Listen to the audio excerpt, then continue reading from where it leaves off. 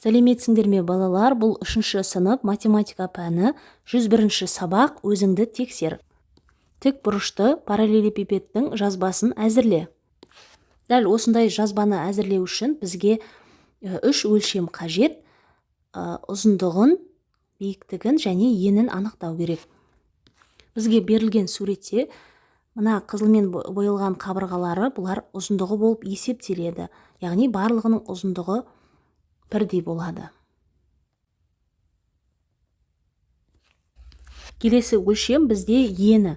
Ені деп отырғанымыз мына жері.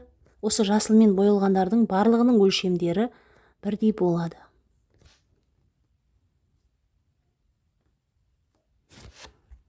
Үшінші өлшем ол биіктігі. Биіктігі бізде мына аралық, яғни көкпен боялғанның барлығы бізде биіктік болып саналады. Яғни өлшемдері бірдей болады. Және мына аралық.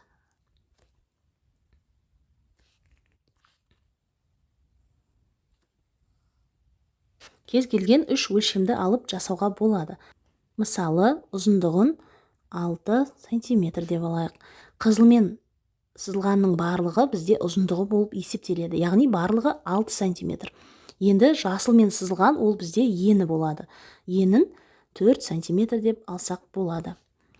Демек, жасылмен сызылғанның барлығы бізде 4 см-ге тең. Ал көкпен сызылған биіктігі болып саналады. Биіктігін 2 см деп алсақ болады. Демек, көкпен сызылғандардың барлығын 2 см деп аламыз. Онда жазып қоямыз. Ұзындығы 6 см, ені 4 см, биіктігі 2 см. Ал жақтарына қарайтын болсақ, 2 мен 5 бір-біріне қарама-қарсы болады. Яғни 5 табаны, 2 үстіңгі беті болады. 3 пен 4 бір-біріне қарама-қарсы, ол ені бойынша бүйір жақтары. Ал 6 мен 1 қарама-қарсы, және олар ұзындығы бойынша бүйір жақтары болып саналады. Келесі тапсырма. Алдарыңда ойын текшесінің суреті мен оның жазбасы берілген. Текшенің астыңғы жағында, сол бүйір жағында, артқы бүйір жағында қанша дөңгелек бар? Текшенің жазбасына қараймыз. Егер нүктелері берілмеген жағдайда, мынау екі шығып тұрған жақтары бір-біріне қарама-қарсы екенін білеміз. Ал қатар тұрған жақтары, мына бірінші жақпен арасына біреуін тастаймыз, мына жағы бір-біріне қарама-қарсы болады. Ал келесі мына жағына мына жағы қарама-қарсы болады. Ал нүктелері бойынша есептейтін болсақ, текшенің қарама-қарсы жақтарындағы нүктелердің қосындысы 7-ге тең болу керек. Мына жерде 3 болса, демек қарама-қарсы жағында 4 нүкте бар. Екеуінің қосындысы 7-ге тең. Келесі мына жағында 5 нүкте болса, 7 шығу үшін оған 2-ні қосамыз. Демек, мына жерде 2 нүкте бар, осы екеуі қарама-қарсы деп білеміз.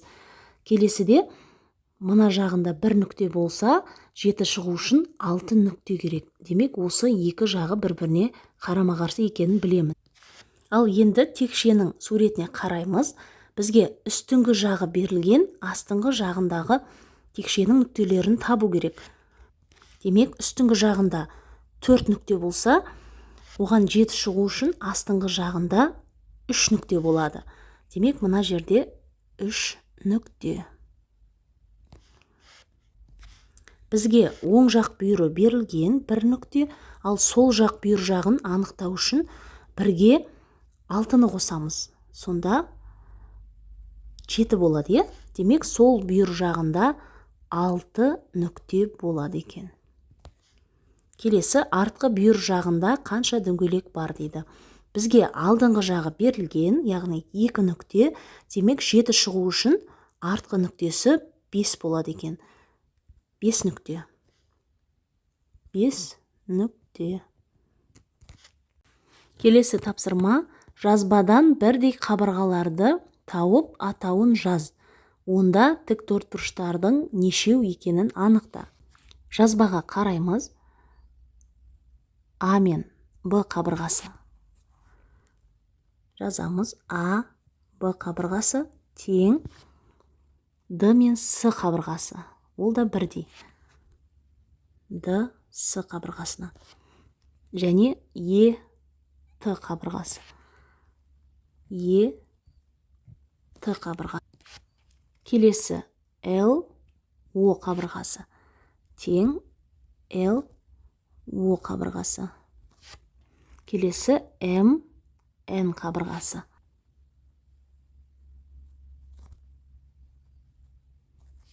Келесі көк түспен сызамыз. А, Д қабырғасы. Тең Б, С қабырғасына. Б, С. Келесі Ф, К қабырғасы.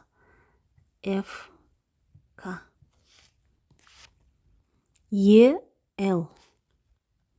Тең Е, Л. Келесі Т, О қабырғасы.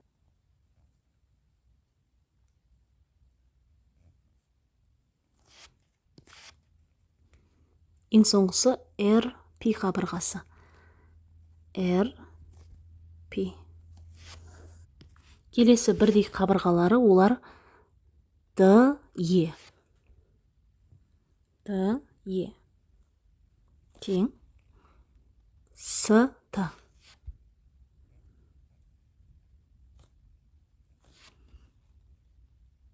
Одан кейін Л, М.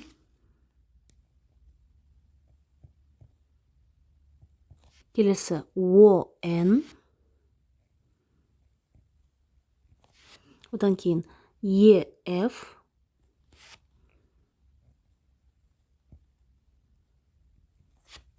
К, Л.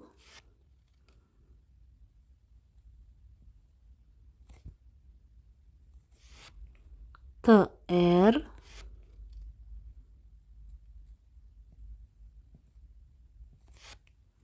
Ең соңғысы О, Пи.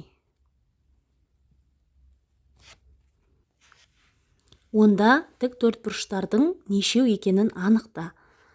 Демек, анықтаймыз. Бір тік төртбұрыш, 2, 3, 4, 5, 6. Жауабы бұл жазбада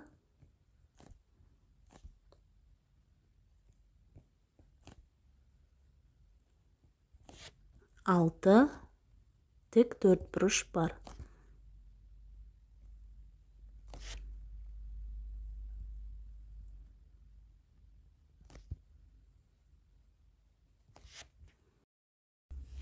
Келесі тапсырма, текшелердің қайсысы жазбаға сәйкес келетіндігін тап, дәлелде. Ең алдымен текшенің жазбасына қараймыз. Қарама-қарсы жақтарын анықтап аламыз. Әрқашанда шығып тұрған жақтары бір-біріне қарама-қарсы болады. Ал қатар тұрған жақтарынан арасына біреуін тастаймыз. Мына қараға ақ қарама-қарсы болады. Ал мынаған мына жағы қарама-қарсы болады. Демек, бізге берілген нұсқалардың ішінде бізге бірінші сурет сәйкес келеді екен. Егер мына қызыл беті төбесі деп алсақ, қызылға қарама-қарсы мына беті бізге көрініп тұрған жоқ. Және бізге көрініп тұрған тік сызықты жағы болса, оған қарама-қарсы мына көлденең сызық сызылған жағы, ол жағы бізге көрініп тұрған жоқ. Және бізге көрініп тұрған мына ақ түсті жағы, оған қарама-қарсы қара түсті жағы бізге көрінбеуі тиіс. Демек, жауабы бірінші нұсқа сәйкес келеді.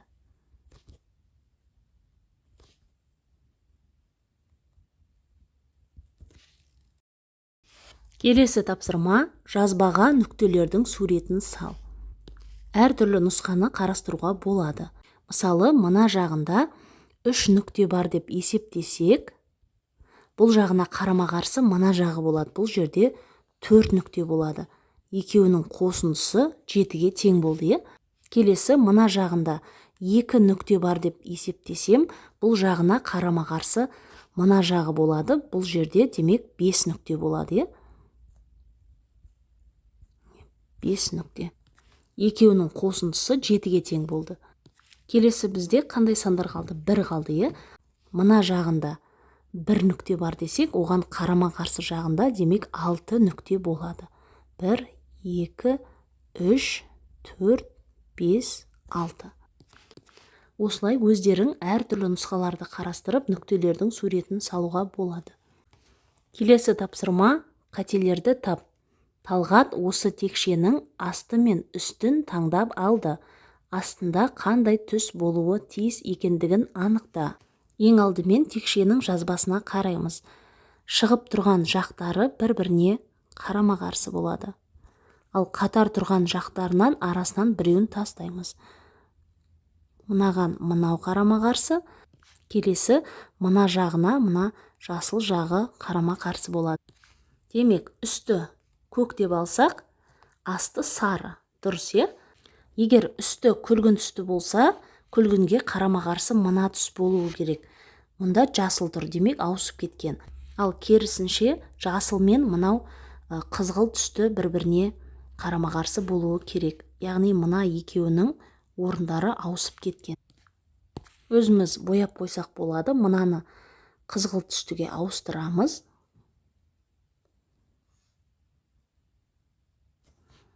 Ал мына жерде демек жасыл болады, е?